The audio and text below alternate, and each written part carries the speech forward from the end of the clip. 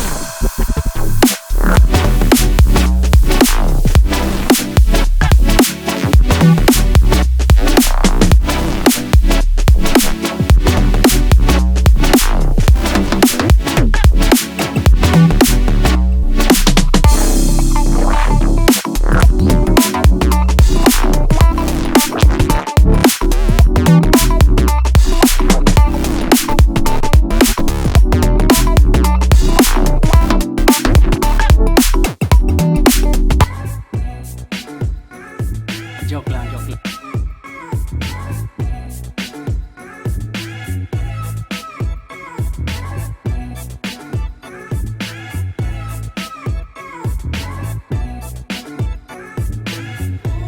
So mga brothers, ano na? Change oil na tayo ng R150 FI ko. Let's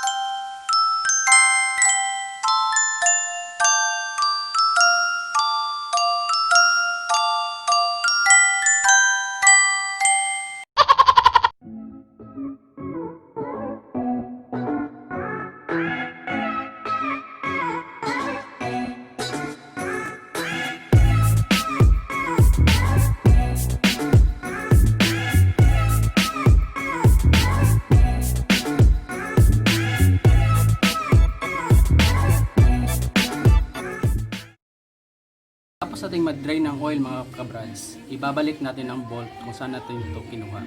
Sige.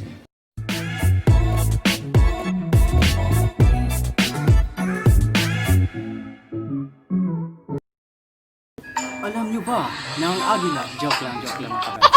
Dito tayo sa other side of the jungle. Dito i-explain ko sa inyo kung paano magkuha ng oil filter. Oil filter.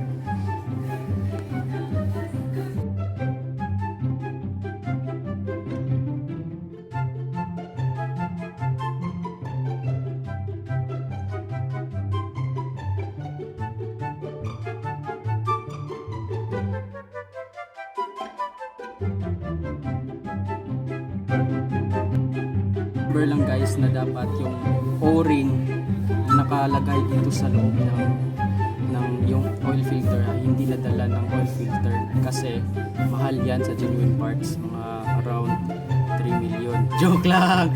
Oh, really? Hindi 3 million guys, barato lang. Yan po ang oil seal o-ring na sinasabi ko. Dapat hindi yan mapunta dito sa oil filter.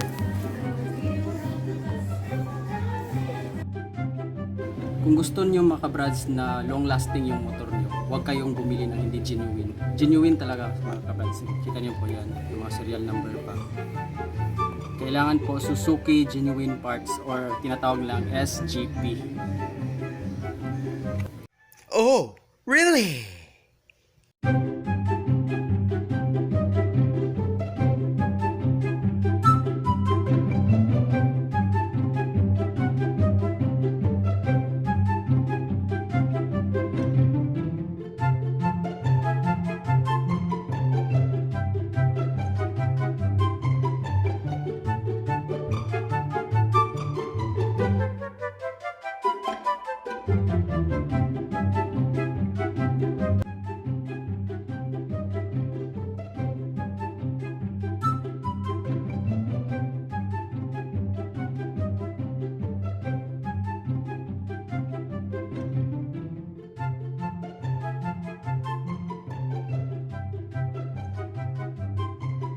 Pagkatapos mo nang nagawa yon, filter, oil, na-drain mo na, mga kabrads, ang next is ito. Kunin natin to para ilagay na natin ang bagong oil.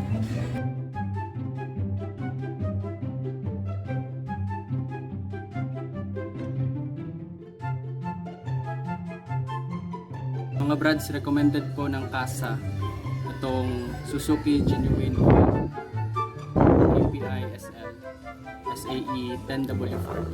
Ang meaning po nito, kung di po mainit ang makina, 10 ang yung kalapot niya, at kung ang maximum niya ay 40 pag mainit ang makina. Oh, really? So, ganito po ang bilhin nyo, or depende po sa preference nyo.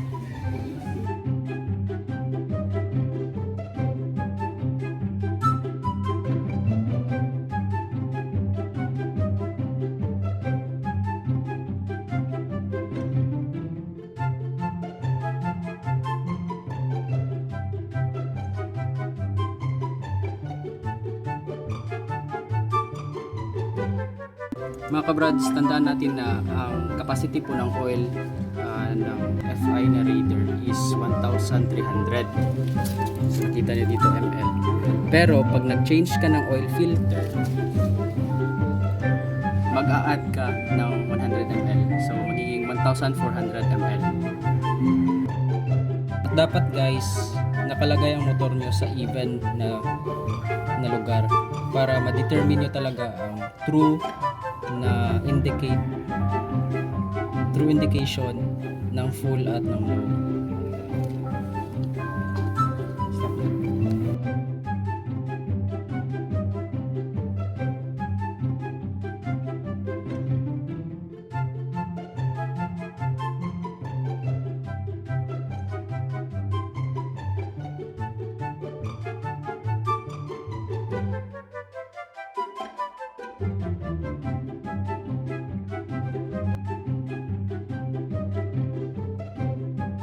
After nyo po magawa lahat ng procedure, need nyo po na